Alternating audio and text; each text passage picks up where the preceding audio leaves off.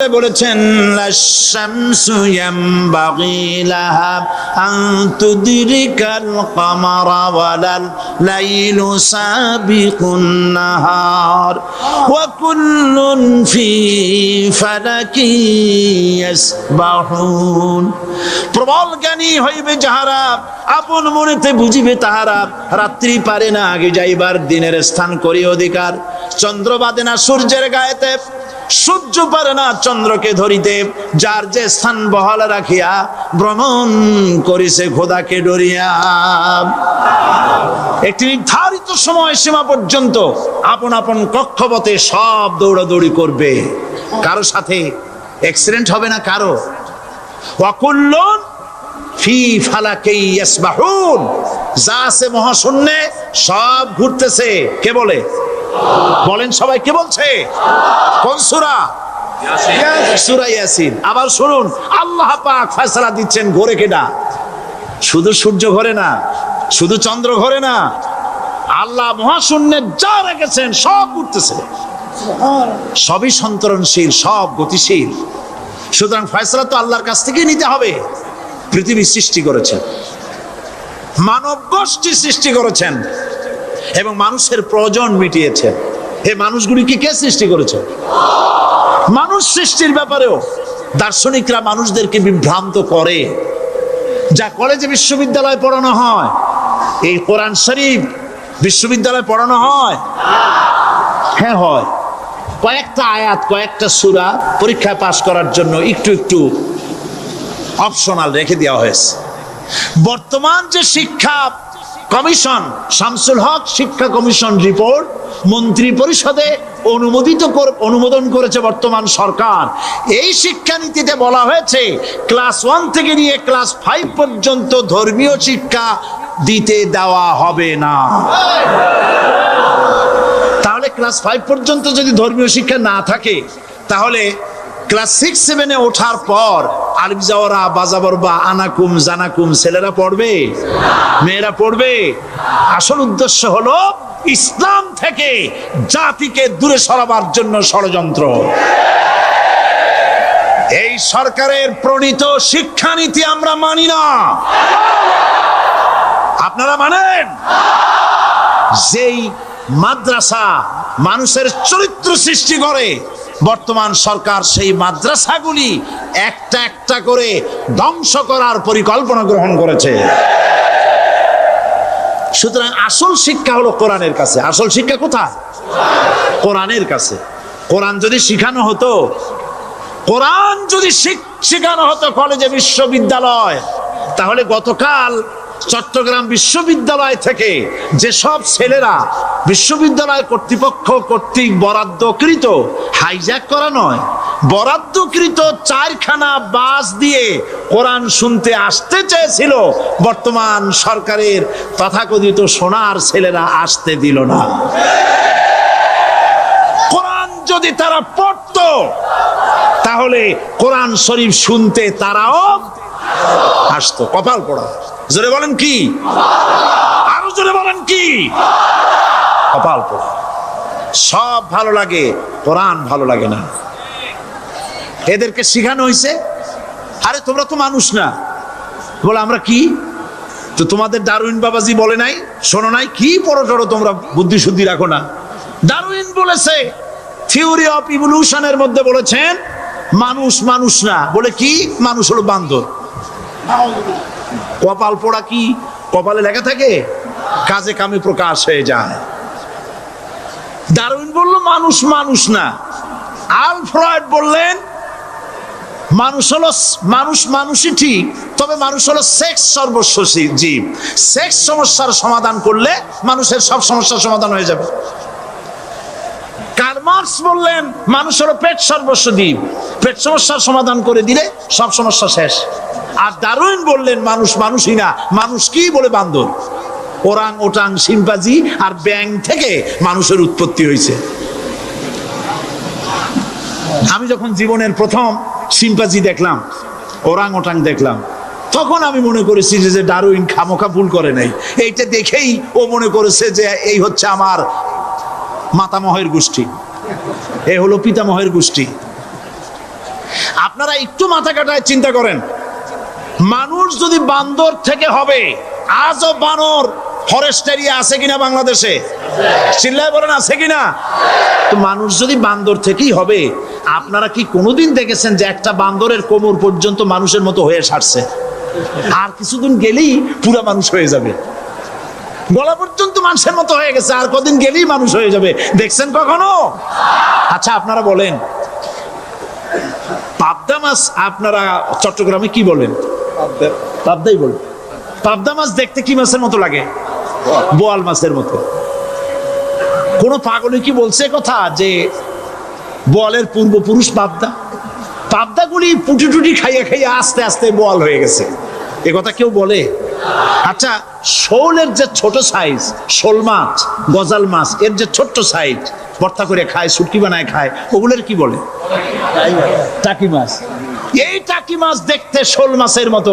কেউ পাগলকে আজ পর্যন্ত বলেছে যে শোল মাছের পূর্বপুরুষ টাকি, টাকিগুলা সার মার খাইয়া আস্তে আস্তে শৌলে পরিণত হয়ে গেছে? কেউ বলেছে কখনো? ডারউইন কয় বোতল খাইয়েছে এই মতবাদ লিখছে। আলস্তু পিণ্ডকে সুন্দর করে সাজায়া, হাড্ডি গুড্ডি বানায়া, স্ট্রাকচার তৈরি করে তার উপরে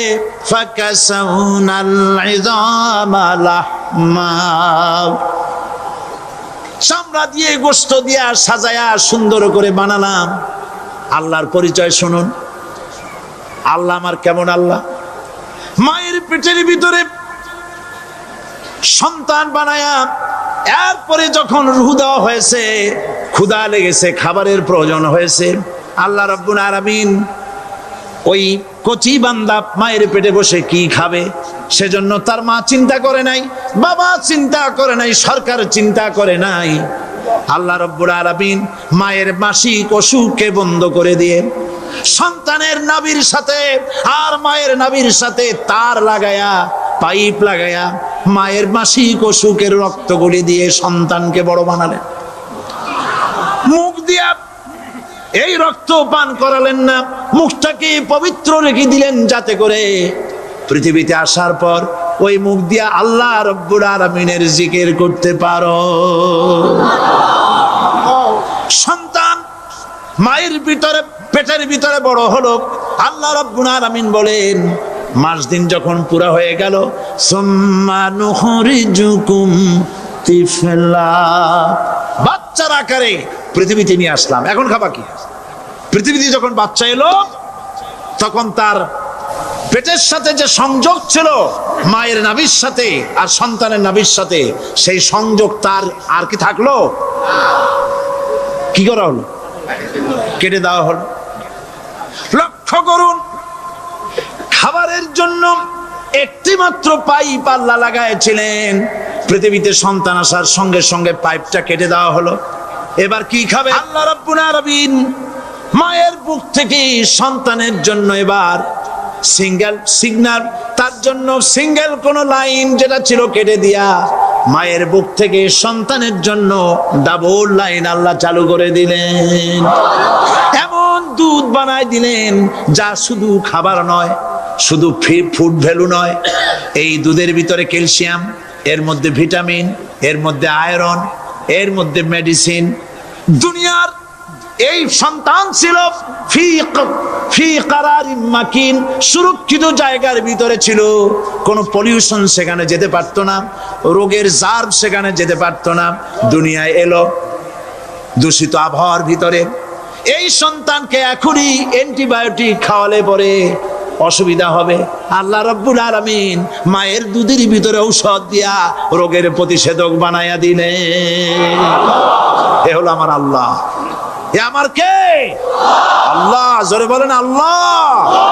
আল্লাহ আল্লাহ রাব্বুল আলামিন মায়ের দুধ দিয়ে সন্তানকে বড় করলেন আর শোনায় দিলেন, খবরদার এই মায়ের সাথে, এই বাপের সাথে নাফরমানি করবি না। মা বাপের জন্য আমার কাছে দোয়া করবে, রব্বির হামহুমা কামা রব্বায়ানি সগীরা। সবাই পড়েন আমার সাথে, রব্বির হামহুমা কামা রব্বায়ানি সগীরা। আল্লাহ পাক শিখাই দিলেন বান্দারে আমার কাছে দোয়া করায়, আল্লাহ আমার মা বাপ আমাকে ছোটবেলায় যেভাবে স্নেহের কোলে লালন পালন করেছে, এইভাবে আমার মা বাপ তোমার রহমতের কোলে লালন পালন করো। মনে থাকবে ভাইরা? বলেন মনে থাকবে?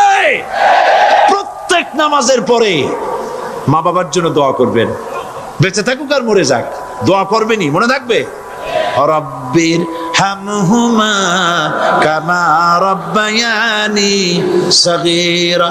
আবার পড়েন, রব্বির হামহুমা কামা রব্বায়ানি সগীরা। আল্লাহ পাক মায়ের মর্যাদা এত বাড়াইছেন, সাহাবী প্রশ্ন করেছে, ইয়া রাসূলুল্লাহ খেদমত করব কার? হুজুর বলেন তোমার মায়ের, তারপরে কার? তোমার মায়ের, তারপরে কার? তোমার মায়ের, তারপরে কার? তোমার পিতার। বাপের চাইতে মায়ের মর্যাদা আল্লাহ 3 গুণ বাড়াইয়া দিলেন, 3 গুণ বৃদ্ধি করে দিলেন।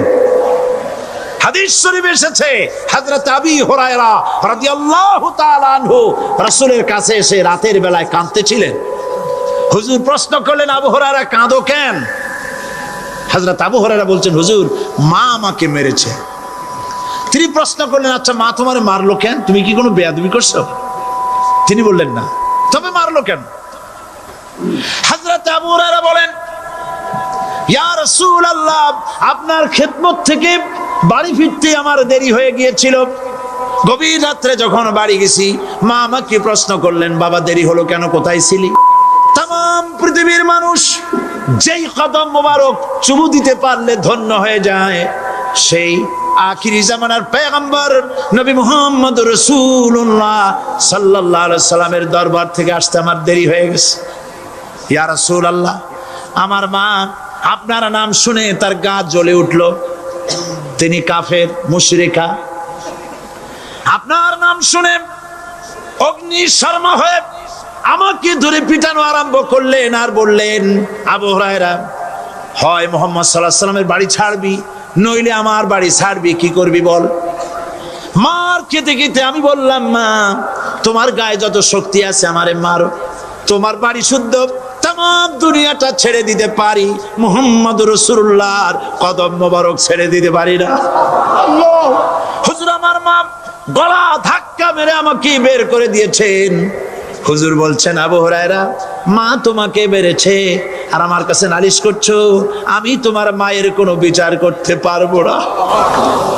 সুবহানাল্লাহ, এত বড় পাওয়ারফুল নবী, শানওয়ালা, ইজ্জতওয়ালি, বরকতওয়ালি, এত বড় নবী বলছেন মা মেরেছে, আমার করার কিচ্ছু নাই। সুবহানাল্লাহ। তোমার মা মুশরিকা হোক আর যাই হোক, তোমার মা। সুবহানাল্লাহ বলেন। আমার বন্ধুগণ, হযরত আবু হুরায়রা বলেন, ইয়া রাসূলুল্লাহ মায়ের বিরুদ্ধে কোনো অভিযোগ নিয়ে আমি আপনার কাছে আসি নাই। হুজুর বললেন, কেন আসছো বলো খুলে। আবু হুরায়রা বলেন, হুজুর আমি জানি আপনি আল্লাহর দরবারে যদি কোনো ব্যাপারে হাত তোলেন আল্লাহ মঞ্জুর করে ফেলেন। আপনি দয়া করে আমার মার জন্য দোয়া করেন, আল্লাহ যেন হেদায়েত দিয়ে দেন।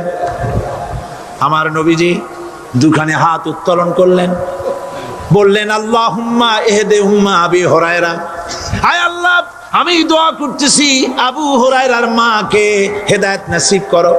হুজুর হাত তুলে মোনাজাত করছেন, আবু হুরায়রা দৌড় দিলেন বাড়ির দিকে। কয়েকজন সাহাবী হযরত আবু হুরায়রার জামা টেনে ধরেছে, এই ভদ্রলোক দৌড়ায় কেন? এত শান্ত মানুষ, কখনো গরম হয়ে কারোর সঙ্গে কথা বলে না, এই মানুষটা দৌড়ায় কেন? কোনো বিপদ হইল নাকি? জামা টেনে ধরে বলে, আবু হুরায়রা দৌড়াও কেন? হযরত আবু হুরায়রা বলেন, জামা ছেড়ে দাও, কোনো বিপদ আমার হয় নাই, আমি দৌড়াইয়া বাড়ি যাই দেখতে চাই। আমি দৌড়াইয়া আগে বাড়ি যেতে পারলাম না, আমার নবীর দোয়া আগে আমার বাড়ি চলে গেছে, আমি এটা দেখতে চাই। হযরত আবু হুরায়রা দৌড়াতে দৌড়াতে বাড়ি চলে গেছে। দরজায় নক করলেন, ভেতর থেকে আওয়াজ এলো, কে?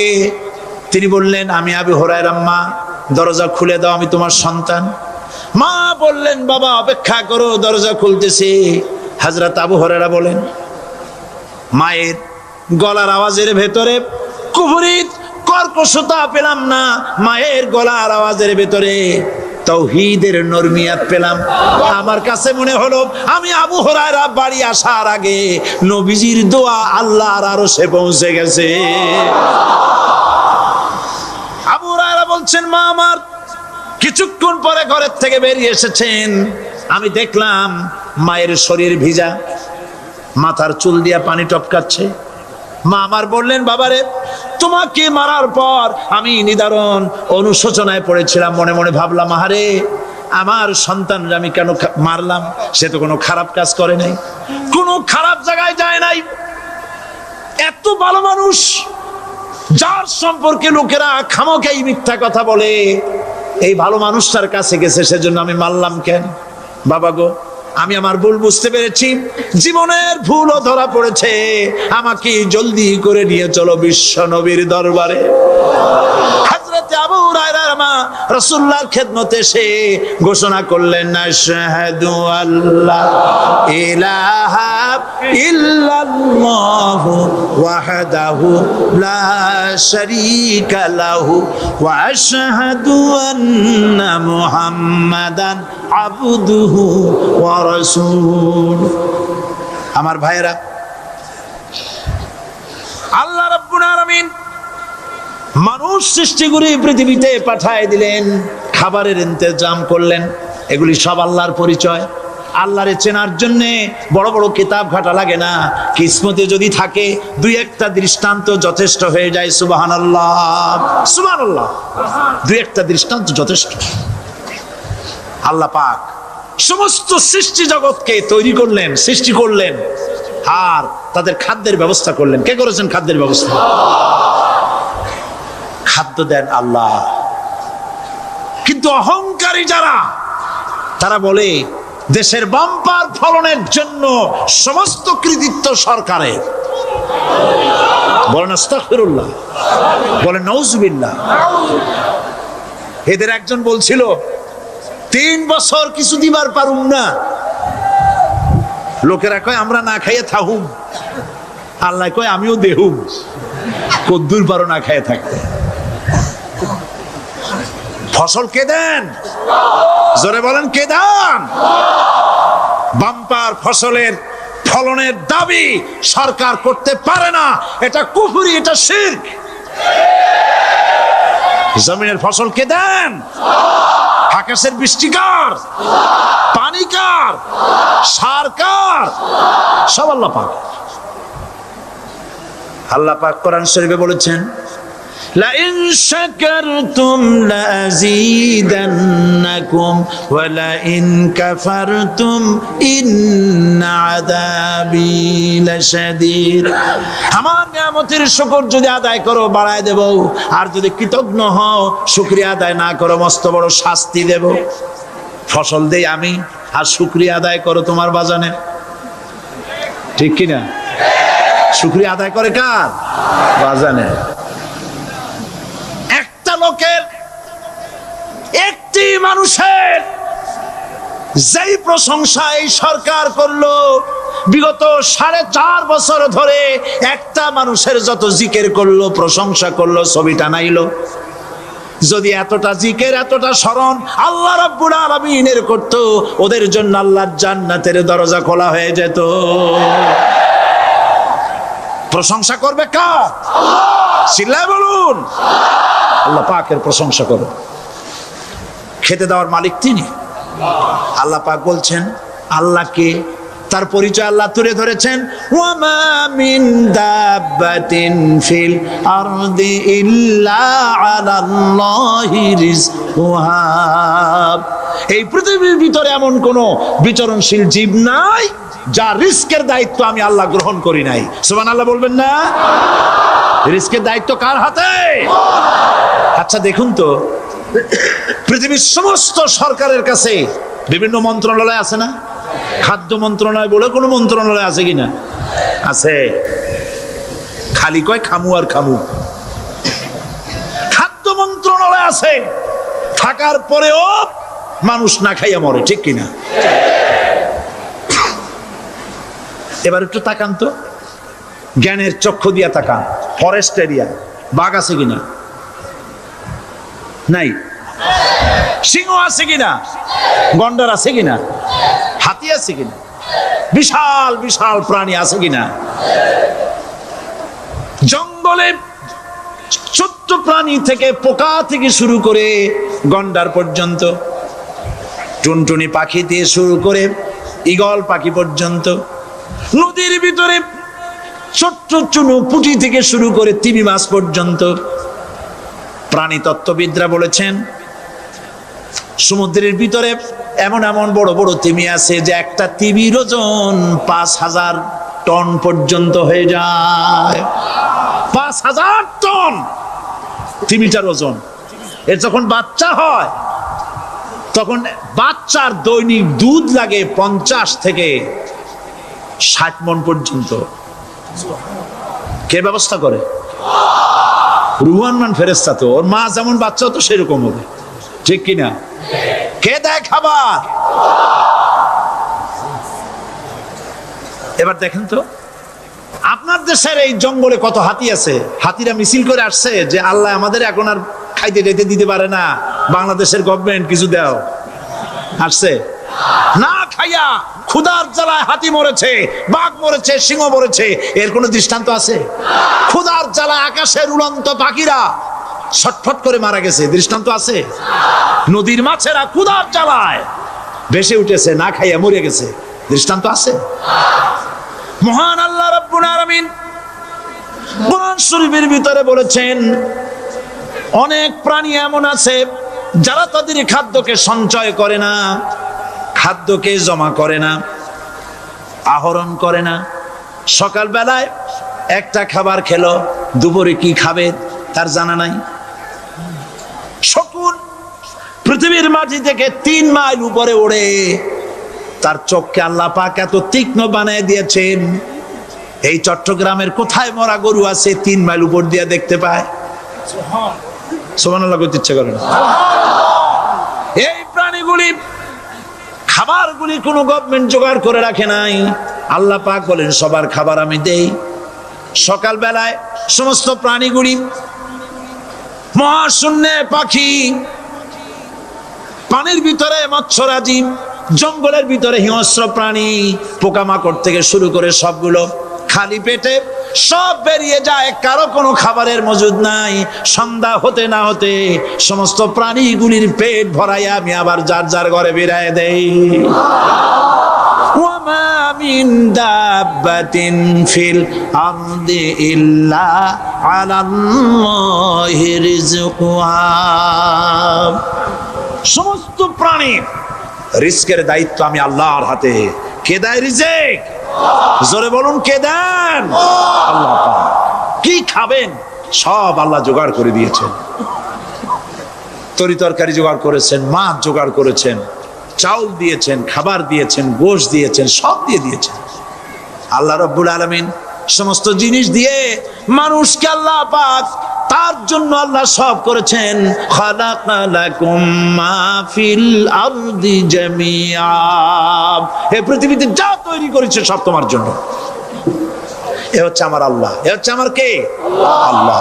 সে আল্লাহ পাক বলছেন, আল্লাহর পরিচয় তিনি স্রষ্টা, তিনি রিজেক দাতা। এবার আইনদাতা কে? আইনদাতা কে? আরো জোরে বলুন।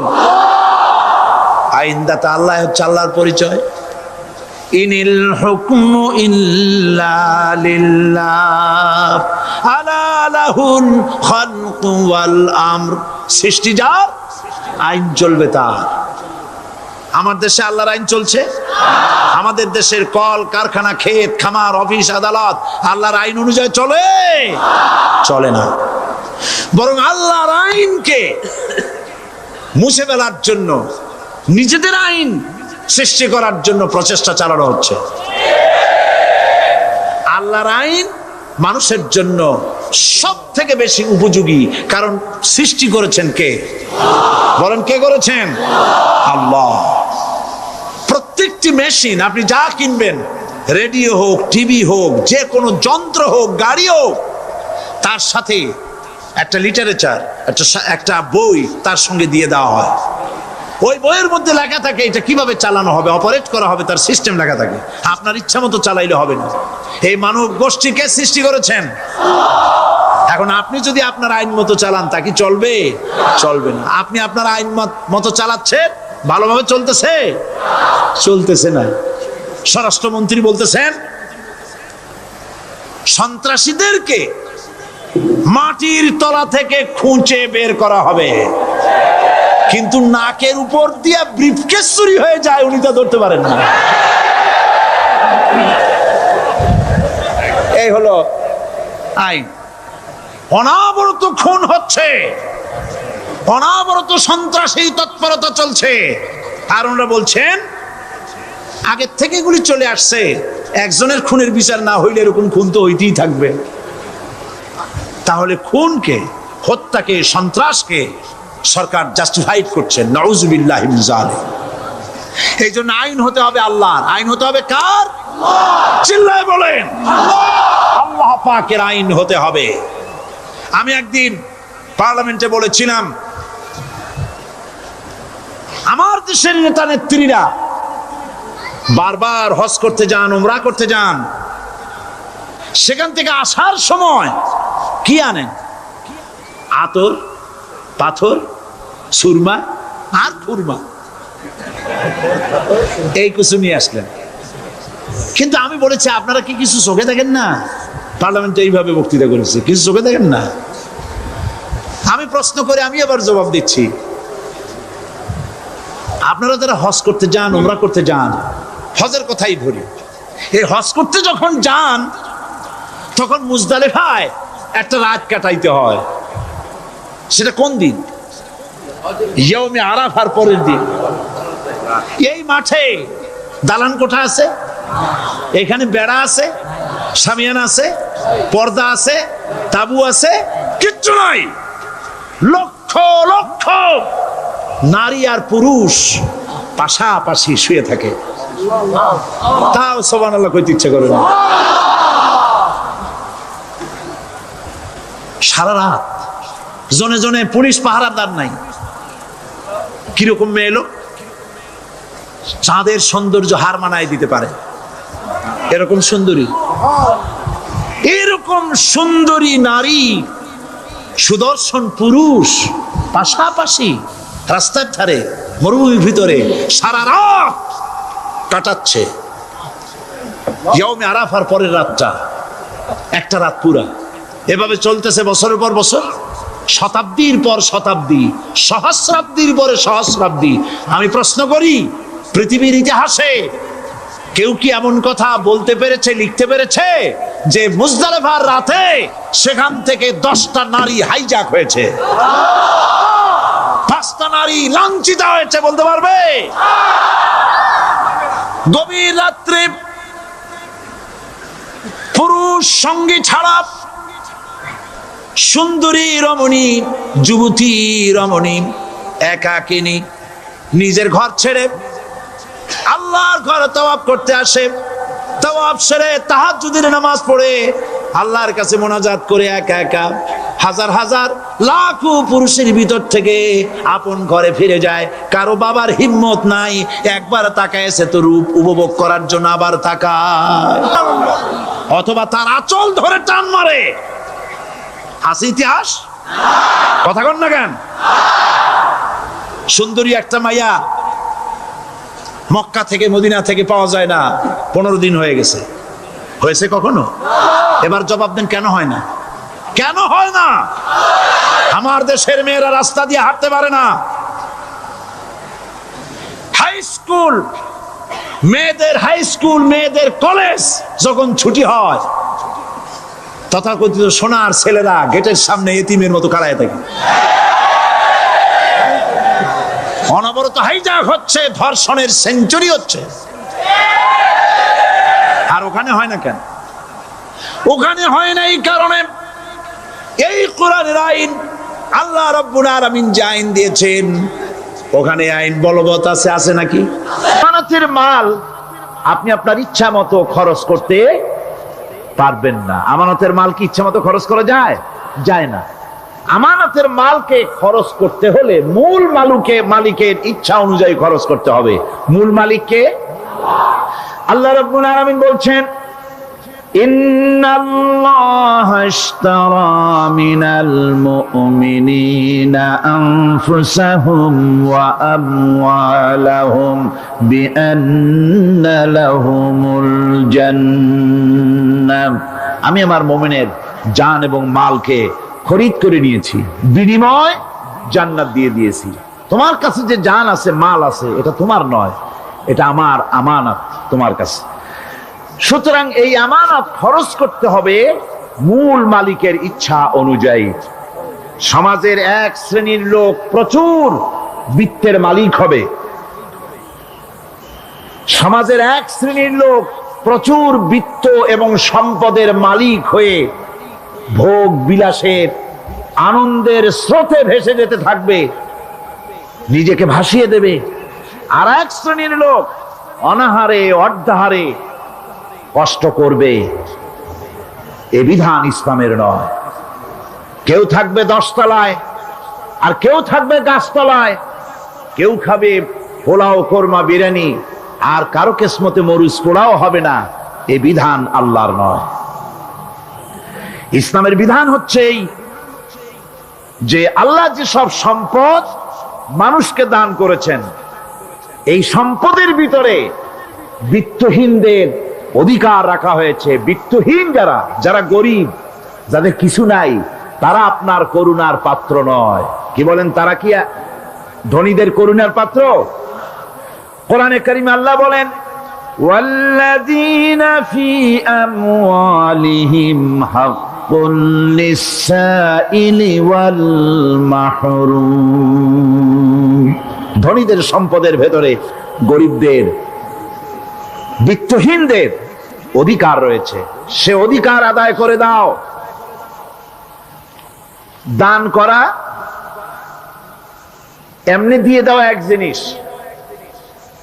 গরিবদেরকে বিত্তহীনদেরকে ইসলাম করুণার পাত্র বানায় নাই, বলেছে অধিকার। অধিকারটা বড় মজবুত কথা, এ কথার লোড আছে, ওয়েট আছে।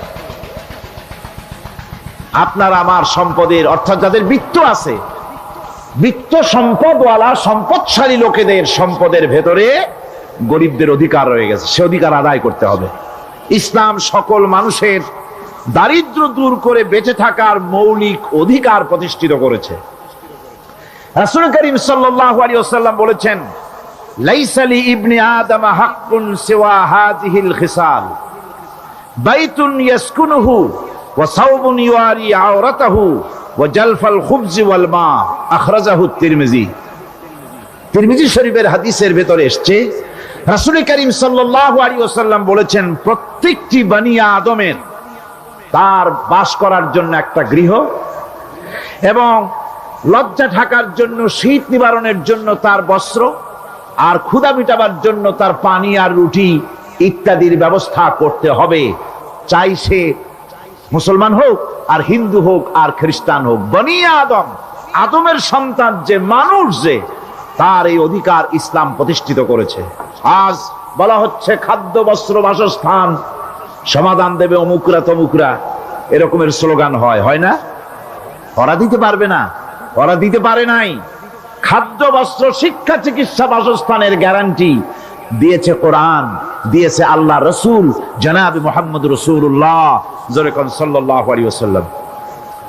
ইসলাম অর্থনৈতিক নিরাপত্তার জন্য যে সব পন্থা অবলম্বন করেছে, সেটা হচ্ছে যে সমাজের কর্মক্ষম সকল ব্যক্তি রুজির জন্য পরিশ্রম করবে, কেউ বসে থাকতে পারবে না। এটা হচ্ছে ইসলামের নিয়ম, কেউ বসে থাকতে পারবে না। কোরআনে কারীম বলছে, ফাইদা কুদিয়াতিস সালাতু ফান্তাশিরু ফিল আরদ ওয়াবতাগু মিন ফাদলিল্লাহ। ফাইদা কুদিয়াতিস সালাত, যখন তোমার নামাজ সম্পূর্ণ হয়ে গেল, ফান্তাশিরু ফিল আরদ, ছড়িয়ে পড়ো আমার জমিনের উপরে, ওয়াবতাগু মিন ফাদলিল্লাহ, আর আমার অনুগ্রহ অনুসন্ধান করো। রুজি কামানো কোনো খারাপ জিনিস না। কেউ মনে করে সারাদিন বসে বসে আল্লাহর জিকির করব, কেউ দুনিয়াটারে ঝামেলা মনে করে জঙ্গলে চলে যেতে চায়। এটা নিয়ম না। আপনি বসে থাকতে পারবেন না, আপনাকে কাজ করতে হবে। রুজি কামাই করাটাকে কোরআনে কারিমে এতটা সম্মান দিয়েছে, যেটাকে ফদলুল্লাহ বলা হয়েছে। ফদলুল্লাহ এটা আল্লাহর অনুগ্রহ, সুবহানাল্লাহ বলেন।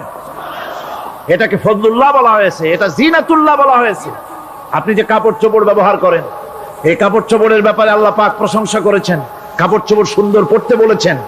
তারপরে রুজি রোজগার হালাল করতে বলা হয়েছে, এবং রুজি কামাবার ব্যাপারে হালাল ভাবে রুজি কামাবার জন্য ইন্সপিরেশন দেওয়া হয়েছে কোরআন এবং হাদিসে। রাসূল করিম সাল্লাল্লাহু আলাইহি ওয়াসাল্লাম বলেছেন, আল কাসিবু হাবিবুল্লাহ, সহস্তে যে উপার্জন করে সে আল্লাহর বন্ধু। যে ব্যক্তি ঠেলা গাড়ি চালায়, কুলি মজুর রিকশা চালায়, নিন্দা নাই, তাকে নিন্দা করা যাবে না। রিকশাওয়ালাও একটা গুরুত্বপূর্ণ দায়িত্ব পালন করছে। কুমার, কামার, তাঁতি, জেলে, ধোপা, নাপিত সবাই কাজ করছে। প্রত্যেক কাজের সম্মান ইসলাম দেয়, সুবহানাল্লাহ কোন। সমস্ত কাজের সম্মান আছে, শুধুমাত্র সম্মান নাই চুরির কাজের, ডাকাতির কাজের, সন্ত্রাসের কাজের, চাঁদাবাজির কাজের, মাস্তানির কাজের। এই সব কাজ নিন্দনীয় এবং এই সব কাজ নিতান্ত বাজে কাজ। এ কাজের কোনো সম্মান নাই। সম্মান হচ্ছে নিজের হাতে কামাই করে সারা দিনে এক মুঠো খাবারও যদি খান, আপনার খাবারের চাইতে হালাল খাবার কারো হতে পারে না। আল্লাহর বন্ধু সোজা কথা না। আল কাসিবু হাবিবুল্লাহ, সহস্ত উপার্জনের এত বরকত। সেজন্য অর্থনৈতিক নিরাপত্তার জন্য সমাজের প্রত্যেকটি কর্মক্ষম লোককে কাজ করতে হবে। কি করতে হবে? নামাজ পড়া হয়ে গেছে, এখন আর বসে থাকা চলবে না, আর কাজ করার জন্য বলা হয়েছে। রাসূল করিম সাল্লাল্লাহু আলাইহি ওয়াসাল্লাম বলেছেন, ইজা সাল্লাইতুমুল ফাজরা ফালা তানুমু আন তালবি আরযাকিকুম। ফজরের নামাজ পড়া হয়ে গেছে, ঘুমায়ও না। আমাদের একটা আম অভ্যাস হয়ে গেছে ফজরের নামাজ পড়ে ঘুমানো। হাদিস শরীফে বলা হচ্ছে, ফজরের নামাজ পড়া হয়ে গেছে, ঘুমায়ও না। রুজি তালাশ করো, রিজিক তালাশ করো, নিজের সাহায্য করো, অন্যকে সাহায্য করো, নিজের সংসারের জন্য কাজ করো, অন্যের জন্যও করো। হালাল ভাবে রুজি কামাই করে বউকে একটা ব্লাউজ কিনে দিয়েছেন, একটা শাড়ি কিনে দিয়েছেন, বাচ্চাকে ক্লাসের বই কিনে দিয়েছেন, বাজার থেকে মাছ তরিতরকারি কিনে। অক্ষম ব্যক্তিদেরকে সহযোগিতা করবে, যারা নাকি উপার্জন করতে পারে না, ওই জাতীয় লোকদেরকে তারা সহযোগিতা করবে। ওয়াকফুলু গানিয়ুহুম ফাকিরাহুম, সেই সমাজের যারা নাকি সামর্থ্যবান তারা রোজগার করবে এবং গরিবদেরকে সহযোগিতা করবে। আল্লাহর নবী বলেছেন, সে ব্যক্তি মুমিন নয়, সে ব্যক্তি মুমিন নয়, সেই ব্যক্তি মুমিন নয়। সাহাবায়ে কিরাম হতচকিত হয়ে উঠলেন, প্রশ্ন করলেন, নবীজি কোন ব্যক্তি মুমিন নয়?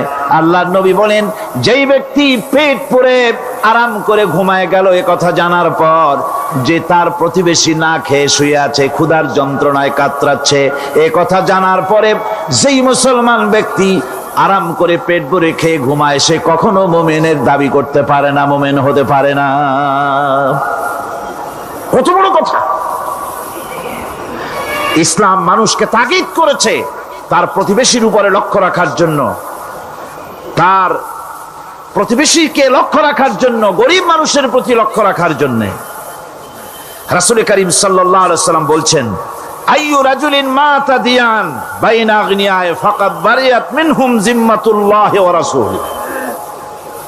আল্লাহর নবী বলেন, কোন ধনী ব্যক্তিদের মাঝে কোন গরিব প্রতিবেশী যদি না খেয়ে মারা যায়, তাহলে ওই এলাকার বিত্তশালী লোকদের সাথে আল্লাহর সমস্ত সম্পর্ক, রাসূলের সব সম্পর্ক ছিন্ন হয়ে যায়।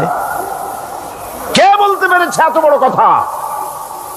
মানুষের অর্থনৈতিক নিরাপত্তার জন্য কত বড় কথা বলেছে ইসলাম, বলেছে বিশ্বনবী জনাবে মুহাম্মদ রাসূলুল্লাহ সাল্লাল্লাহু আলাইহি ওয়াসাল্লাম। আল্লাহ রাব্বুল আলামিন বলেন,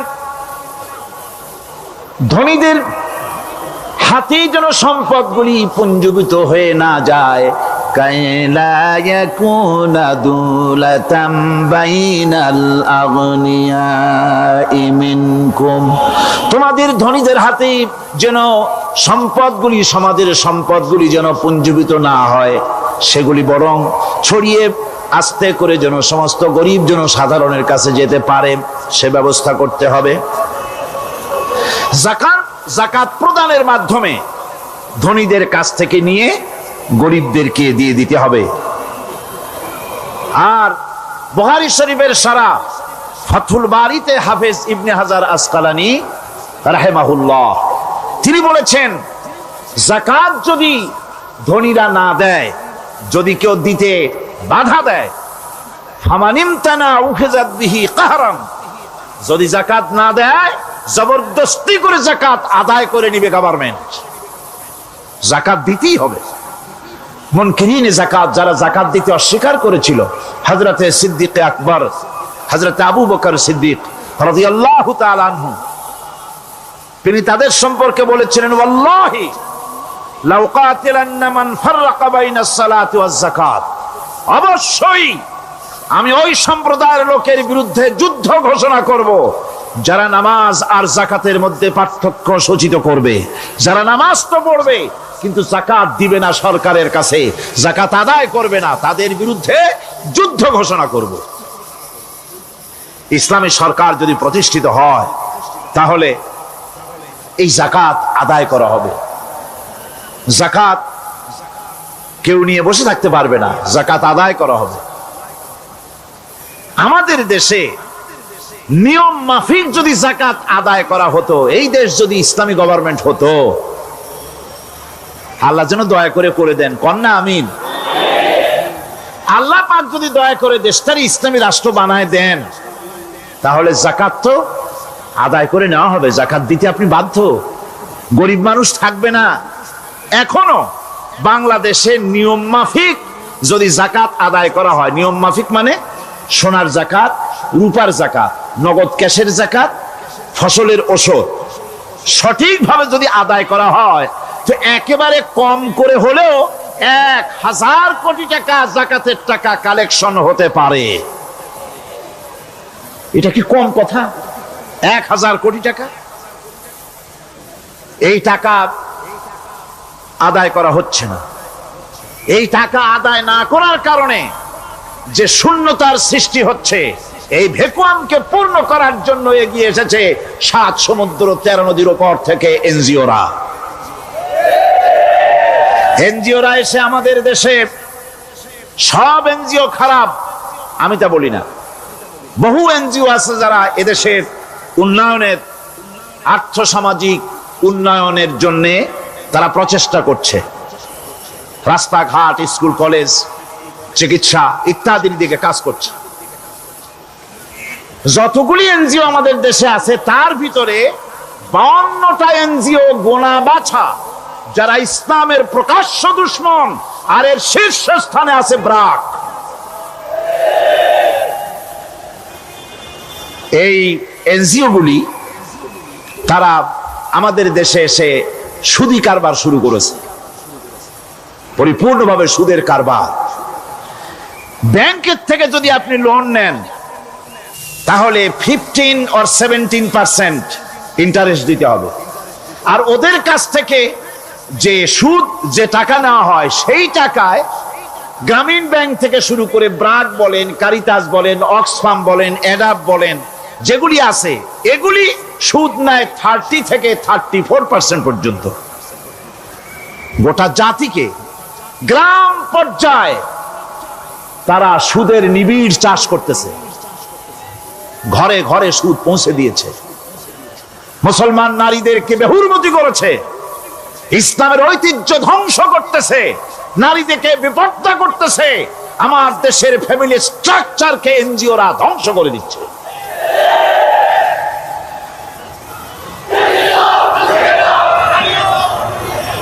সুতরাং এনজিওরা এই সুযোগটা পেত না যদি যাকাত কালেকশন করা হতো। আর যাকাত দিয়ে, যাকাত যে সব জায়গায় খরচ করতে হয় সেই খরচ করার জায়গাগুলিতে সঠিকভাবে যদি ব্যয় করা হতো এই অবস্থা হতো না। বাংলাদেশে সম্পদের অভাব নাই। যারা বলে বাংলাদেশ গরিব, আমি তাদের সাথে একমত নই। আক্ষরিক অর্থে বাংলাদেশ গরিব নয়, বাংলাদেশে সম্পদ আছে।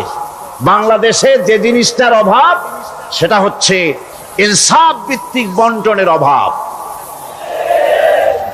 এখানে কেউ তো 1000 বিঘা জমির মালিক, বিঘা বোঝেন না কি কন আপনারা?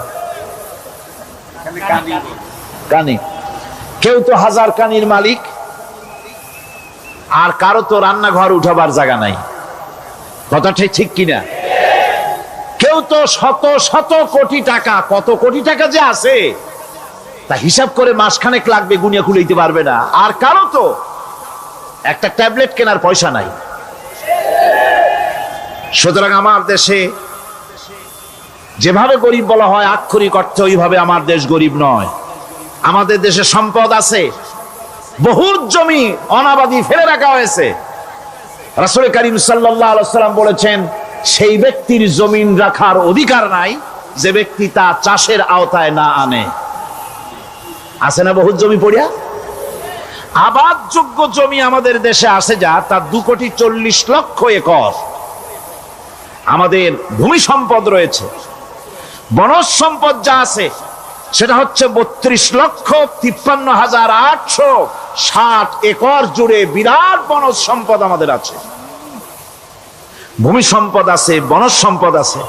আমাদের রয়েছে পানি সম্পদ, প্রায় 250 নদী, 3,600 বর্গ মাইল জুড়ে নদীগুলো প্রবাহিত আছে। আমাদের পানি সম্পদ আছে।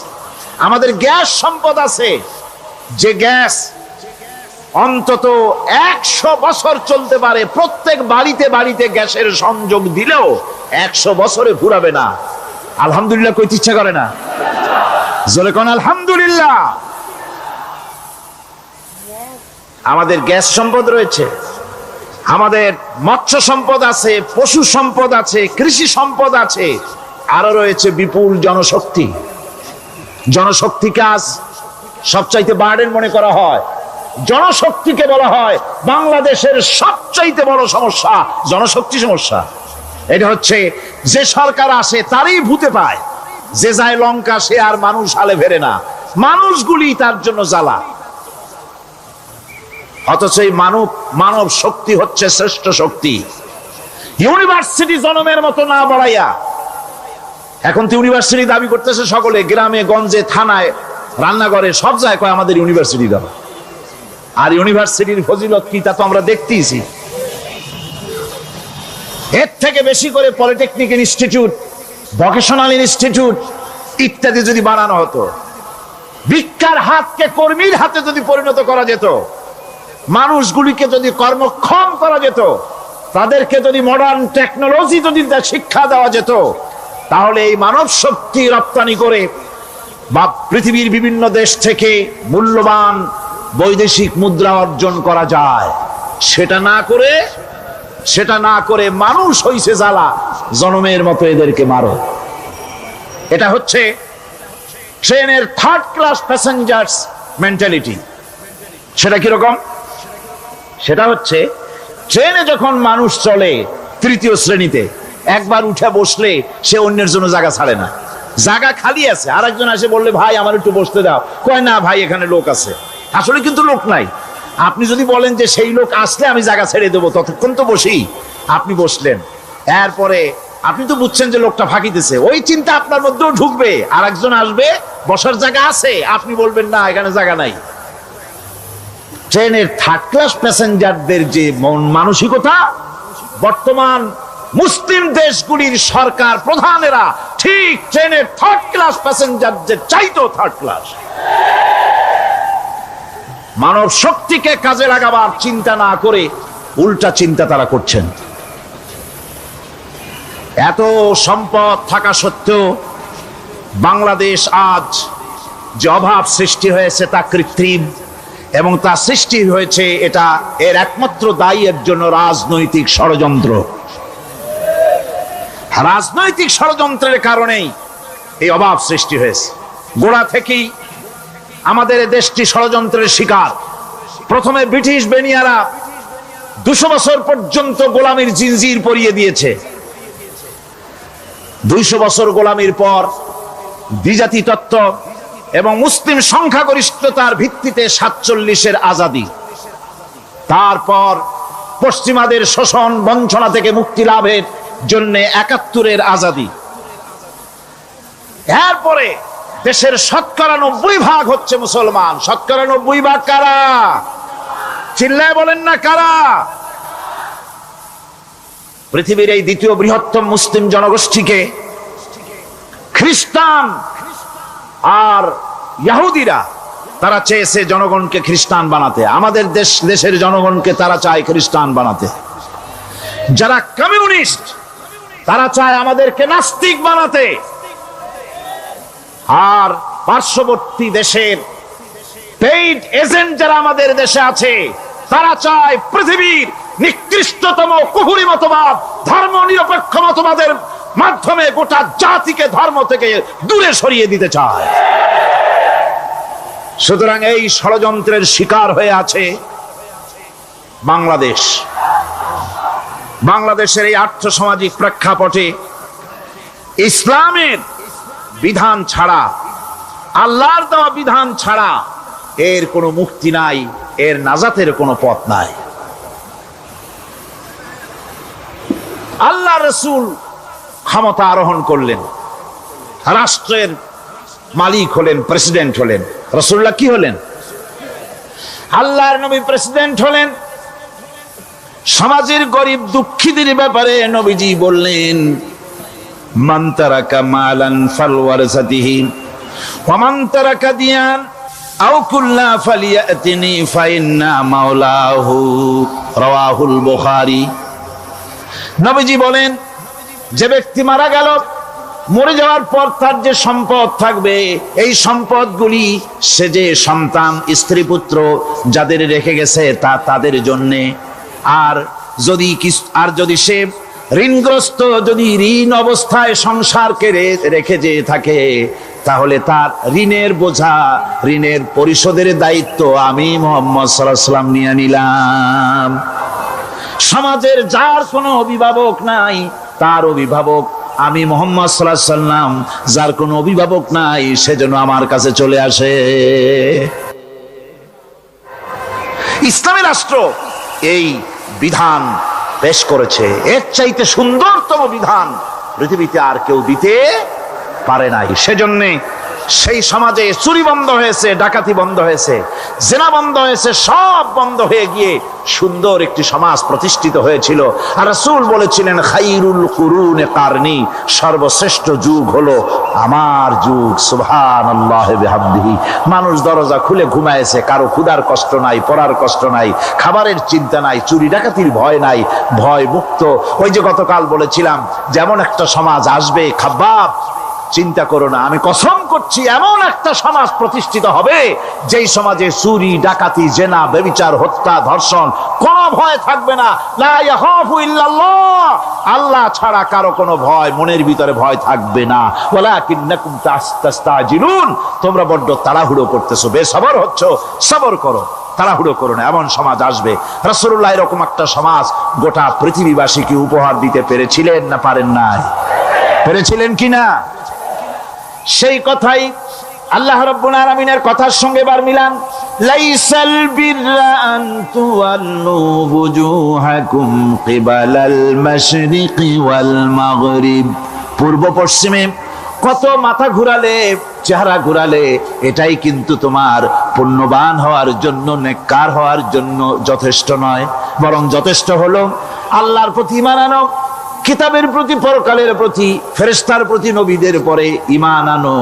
আর আল্লাহর মহব্বতে, আল্লাহর প্রেমে উদ্বুদ্ধ হয়ে আর একটা বড় কাজ করো, সেটা হলো ওয়াতাল মালা আলা হুব্বিহি যাবিল কুরবা ওয়াল ইয়াতামা ওয়াল মাসাকিন ওয়াবনাস সাবিল ওয়াসাইলিনা ওয়া ফির রিকাবি ওয়া কামাস সালাতা وآتى الزكاة والموفون بعهدهم بعهدهم إذا عاهدوا والصابرين في البأساء والضراء وحين البأس أولئك الذين صدقوا وأولئك هم المتقون। আরেকটি গুরুত্বপূর্ণ কাজ করতে হবে আল্লাহ পরকালে বিশ্বাস করার সাথে সাথে, সেটা হলো এই, তোমাদের জানের মতো প্রিয় ধন এবং সম্পদকে আল্লাহর মহব্বতে খরচ করতে হবে। সেজদা দিয়ে কপালে দাগ লাগাইছো কিন্তু প্রতিবেশীকে সাহায্য করো নাই, গরিবদেরকে দাও নাই, এতিমকে দাও নাই, বোনকে ঠকাইছো, মেয়েকে ঠকিয়েছো, তোমার ওই সেজদায় কিয়ামতে কাজ দিবে না। প্রকৃতপক্ষের নেককার পুণ্যবান হওয়ার জন্য গরিব জনসাধারণকে সহযোগিতা করতে হবে। এরপরে মাঝখান থেকে যেটা বাদ দিয়েছিলাম, বলেছিলাম নামাজ এবং যাকাত। আমি যাকাতটা কালকে আগে নিয়ে এসেছিলাম, নামাজটা ছিল আগে। সেই নামাজটা যেহেতু আলাদা একটা বিষয় হবে আর যাকাতটা সাদকার সাথে সামঞ্জস্য আছে, সেই জন্য যাকাত আর সাদাকার কথাটা একসঙ্গে মিলাই বলেছিলাম। এখন শুরু করছি নামাজ। সালাত, সালাত এর আবিধানিক অর্থ হচ্ছে কোন জিনিসের দিকে মুখ ফিরানো। সালাতের অর্থ হচ্ছে নিকটবর্তী হওয়া, মুখ ঘুরানো, মুতাওয়াজ্জা হওয়া। ওই যে হযরত ইব্রাহিম আলাইহিস সালাম বলেছিলেন, ইন্নী ওয়াজ্জাহতু ওয়াজহিয়া লিল্লাযী ফাতারাস সামাওয়াতি ওয়াল আরদ। জানেন আপনারা? পড়েন, ইন্নী ওয়াজ্জাহতু ওয়াজহিয়া লিল্লাযী ফাতারাস সামাওয়াতি ওয়াল আরদা হানিফা ওয়া মা আনা মিনাল মুশরিকিন। নিশ্চয় আমার মুখ ঘুরায় দিলাম কার দিকে? যিনি আকাশ এবং জমিনের স্রষ্টা, সব কিছুর মালিক যিনি, তার দিকে আমি মুতাওয়াজ্জা হলাম। নামাজের অর্থই হচ্ছে মুতাওয়াজ্জা হওয়া, মুখ ঘুরিয়ে দেওয়া, চেহারা ঘুরিয়ে দেওয়া। আর নামাজের আরেক অর্থ হচ্ছে নিকটবর্তী থেকে আরো নিকটবর্তী হওয়া। আমরা কি নিকটবর্তী হতে চাই? না বুঝলে কবেন কি? নিকটবর্তী হইতে চাই কার? আল্লাহ। আমরা কি আল্লাহর নিকটবর্তী হতে চাই? আল্লাহ রাব্বুল আলামিন বলেন, নিকটবর্তী হতে হলে ওয়াসজুদ ওয়াকতারিব, সেজদা দাও আর সেজদার মাধ্যমে আমার নিকটবর্তী হয়ে যাও। সেজদা দিলেই আল্লাহর নিকটবর্তী হওয়া যায়। কোন সুবহানাল্লাহ। সাহাবী, আল্লাহ নবীর সাহাবী প্রশ্ন করেছেন, নবীজি বান্দা কখন আল্লাহর নিকটবর্তী হয়ে যায়? নবীজি বলেছেন, বান্দা যখন সেজদা দেয় তখন আল্লাহর বান্দার মাঝে কোনো হিজাব থাকে না, একদম আল্লাহ পাকের নিকটবর্তী হয়ে যায় বান্দা যখন সেজদায় পড়ে যায়। সুতরাং নামাজ হচ্ছে নিকটবর্তী হওয়া, সালাত এটা হচ্ছে নিকটবর্তী হওয়া। নামাজ ফরজ হওয়ার কারণ হচ্ছে এই যে মানুষ আল্লাহর বান্দা বা গোলাম হিসেবে সৃষ্টি হয়েছে, তাই একমুখী হয়ে রবের বন্দিগি করা এটা হচ্ছে তার স্বাভাবিক একটা প্রকৃতি। আল্লাহ রাব্বুল আলামিন এই প্রকৃতির দাবি মিটাবার জন্যই নামাজের ব্যবস্থা করেছেন। মানুষের ফিতরত, মানুষের নেচার, মানুষের ফিতরত হচ্ছে এই যে কারো না কারো কাছে মাথা নত করা, হাত জোড় করা, মাথা নত করা, সার্বভৌমত্বের মালিক কাউকে মনে করা। হাত জোড় করতে হলে, মাথা নত করতে হলে, সার্বভৌমত্বের মালিক হিসেবে কাউকে গ্রহণ করতে হলে আল্লাহর বিকল্প কেউ আছে নাকি?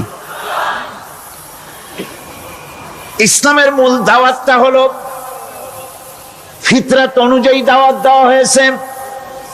মানুষ যেন মাথা নত করে, গোলামি করে। এজন্য আল্লাহ রাব্বুল আলামিন বলেছেন যে আমি মানুষ এবং জিনকে সৃষ্টি করেছি, তার কারণটাই হলো মা খালাকতুল জিন্না ওয়াল ইনসা ইল্লা লিয়াবুদুন। মানুষ আর জিন জাতিকে সৃষ্টি করা হয়েছে ইবাদতের জন্য, গোলামির জন্য।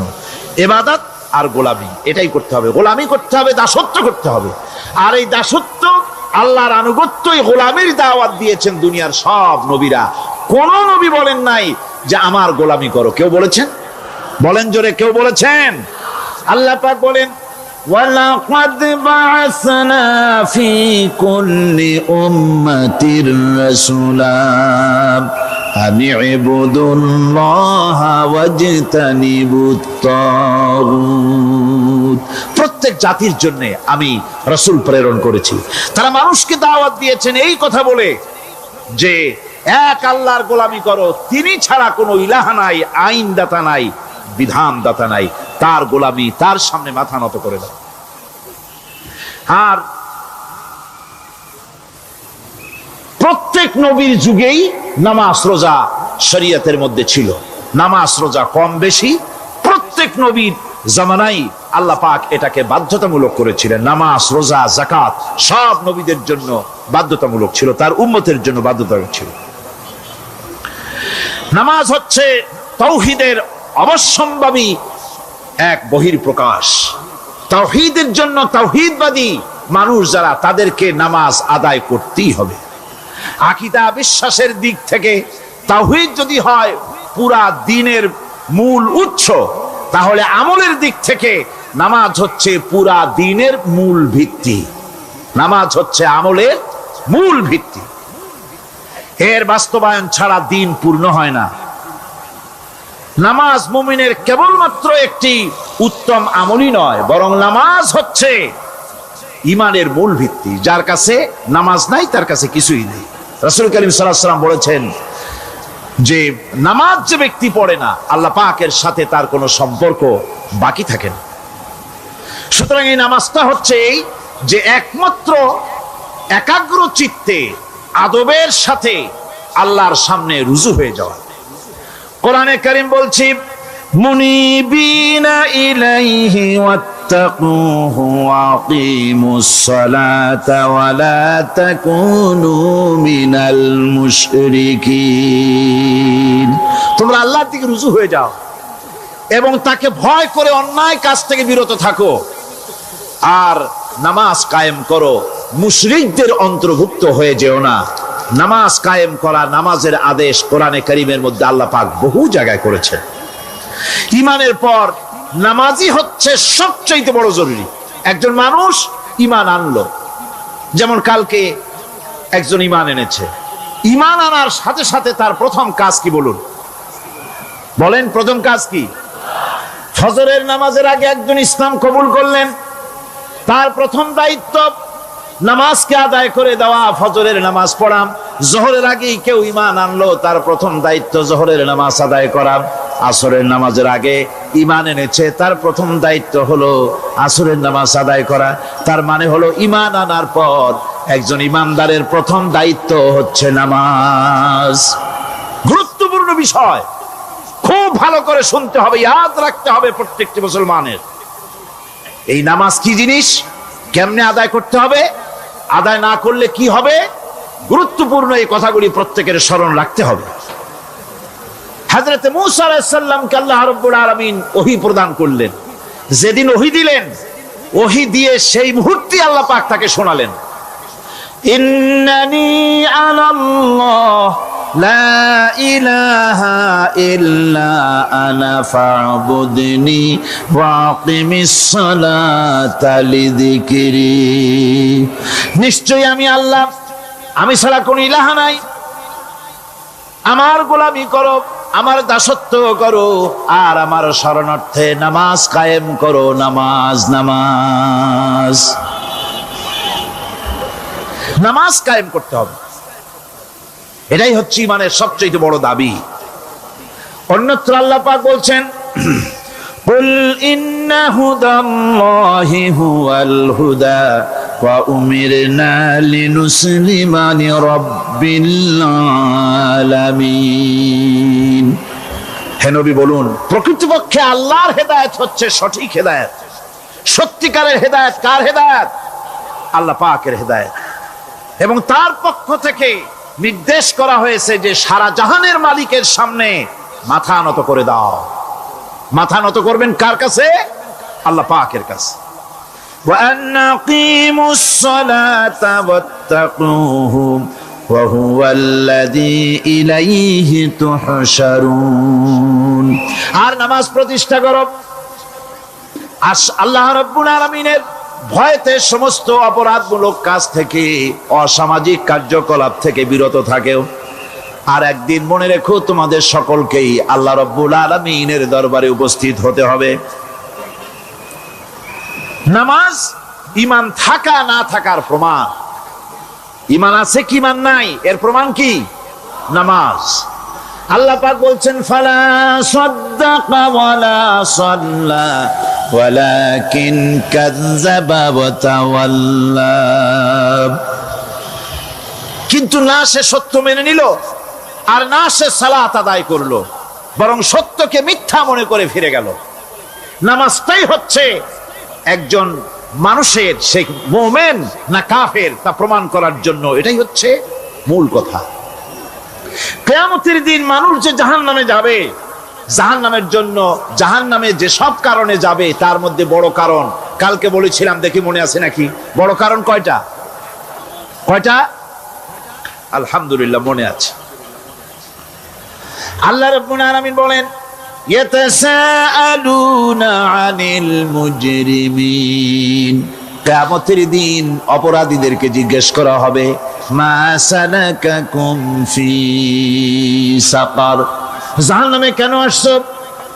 জবাবে তারা বলবে ক্বালু লাম নাকু মিনাল মুসাল্লিনা ওয়া লাম নাকু নুতঈমুল মিসকিন। নামাজ পড়ি নাই আর এতিম মিসকিনদের খেতে দেই নাই, এই কারণেই জাহান্নামে এসেছি। কল নাউযুবিল্লাহ। নামাজ যারা পড়বে না জাহান্নামে যেতে হবে। কোথায় যেতে হবে? কেউ কেউ মনে করতে পারবেন নামাজের ওয়াজ তো বহু শুনছি, এর চাইতে গুরুত্বপূর্ণ জিনিস আর নাই। নামাজের চাইতে গুরুত্বপূর্ণ ইবাদত আল্লাহর সৃষ্টি করেন নাই। মুসলমানের জন্য সর্বশ্রেষ্ঠ ইবাদত কি? চিল্লায় কোন, জোরে বলেন কি? এই নামাজ আকসার মানুষের নামাজ হয় না। যারা আমরা নামাজ পড়ি